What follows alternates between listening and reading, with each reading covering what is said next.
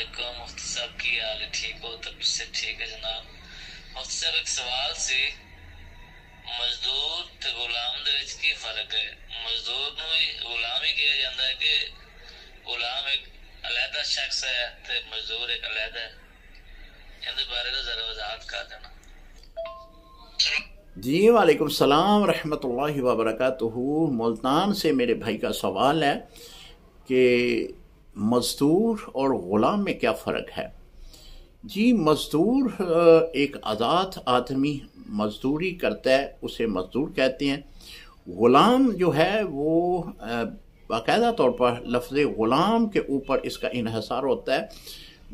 حضور علیہ السلام کے زمانے میں اور عرب قبائل کے زمانے میں باقاعدہ طور پر انسان بکا کرتے تھے، منڈی لگتی تھی انسانوں کی، جو غلاموں کی صورت میں لوگ ان کو خریدتے تھے، اپنے گھر کام کاج کے لیے، کھیتی باڑی کے لیے وہ خریدتے تھے۔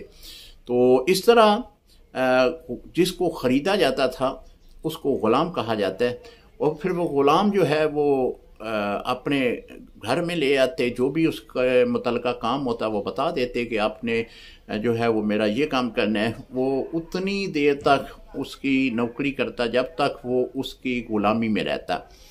اگر وہ آزاد کر دیتا تو چونکہ غلامی میں وہ آزادی حاصل ہو چکی ہے، تو اب وہ اسے اختیار ہے، وہ چاہے تو اس کی نوکری کرے، چاہے تو وہ چلے جائے۔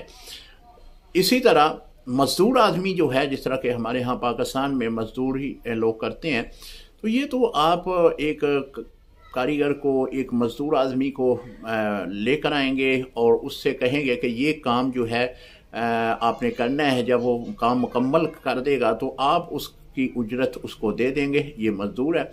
یعنی مزدوری کرنے والے کو مزدور کہا جاتا ہے۔ اور غلام جو بکنے والے ہیں، اب تو وہ دور نہیں رہا غلامی کا۔ حضور علیہ السلام نے اس کے بارے میں وضاحت بیان فرمائی تھی کہ میری امت سے یہ معاملات جو ہیں اے اللہ کریم اسے اٹھا لے۔